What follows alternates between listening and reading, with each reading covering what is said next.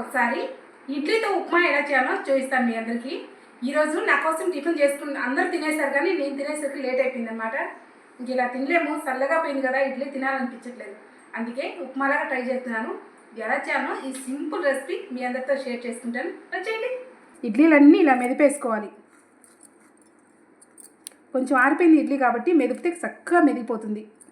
ఎక్కడ గుల్ల లేకుండా ఇట్లా మెత్తగా నలిపేసుకోవాలి. మరి మీద పెట్టి చూపేయకు, వాటర్ వచ్చి ఇలా పొడి పొడిగా చేసేసాం కదా. దీంట్లో వచ్చేసి పుట్నాల పొడి అండి, పప్పులు మెత్తగా పేస్ట్లా చేసే పొడి. నేను ఒక 8 ఇడ్లీ తీసుకున్నాను ఫ్రెండ్స్. 8 ఇడ్లీకి 1.5 స్పూన్ వేసి యాడ్ చేశాను. ఇదంతా ఒకసారి మంచిగా కలబెట్టేసుకోవాలి. ఇలా కలపట్టి వేయడం వల్ల మంచి టేస్ట్ వస్తుంది. అలాగే తినంగానే ఎంత టేస్ట్ ఉంది అనిపించాలి ప్రతి ఒక్కరికి కూడాను. చాలాసార్లు ట్రై చేసి ఉంటారు, ఒక్కసారి ఇలా ట్రై చేసి చూడండి.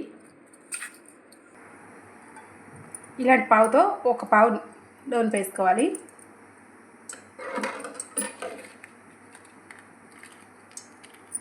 నూనె బాగా ఈటెక్కని పోపు గింజలు,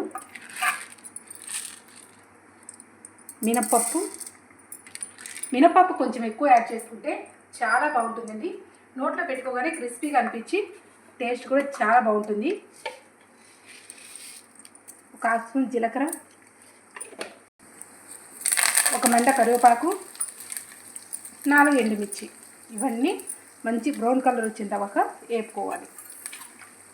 ఇవన్నీ ఇలా కలబెట్టేసుకొని కొంచెం వేగాక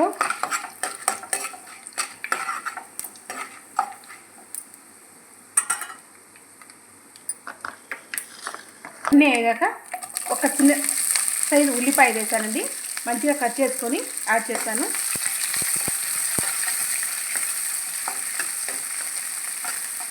ఇప్పుడు దీంట్లోనే రుచి సరిపడా పచ్చిమిర్చి కూడా యాడ్ చేస్తాను.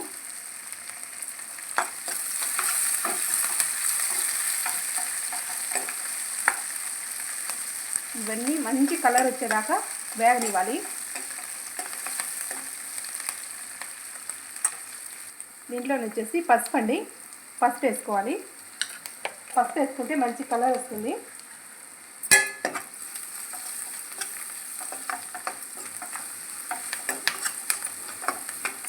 ఇడ్లీలో తక్కువ ఉంటుంది ఎప్పటికైనా సాల్ట్ అండి.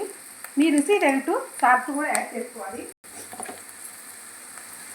నేనైతే ఈ పోపుకు కొంచెం యాడ్ చేస్తున్నానండి. మీ రుచికి తగినట్టు చూసుకొని మరి కూడా సాల్ట్ యాడ్ చేసుకోండి. ఇప్పుడంతా మంచిగా వేగిందండి. ఈ పోపులో వచ్చేసి ఇడ్లీ మిశ్రమం అంతా వేసేయాలి. మనం పుట్నాల పొడి కలిపాం కాబట్టి ఆ పప్పుల పొడి వల్ల ఇడ్లీ పిండి అస్సలు ఉంటగట్టదు. అలాగే టేస్ట్ కానీ ఫ్లేవర్ కానీ చాలా బాగుంటుంది. ఎవరైనా ఒక్కసారి ఇలా ట్రై చేయండి, చాలా టేస్ట్ ఉంటుంది ఫ్రెండ్స్. ఇదంతా కలిపేసుకోవాలి. సన్న మంట మీద ఒక 2 నిమిషాలు కుక్ అవనివ్వండి.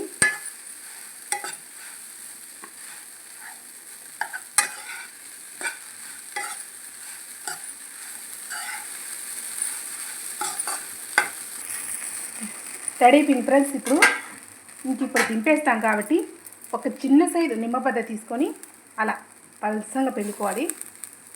ఓకేనా? ఇంకా గ్యాస్ కట్టేసుకొని సర్వ్ చేసుకోవటమే.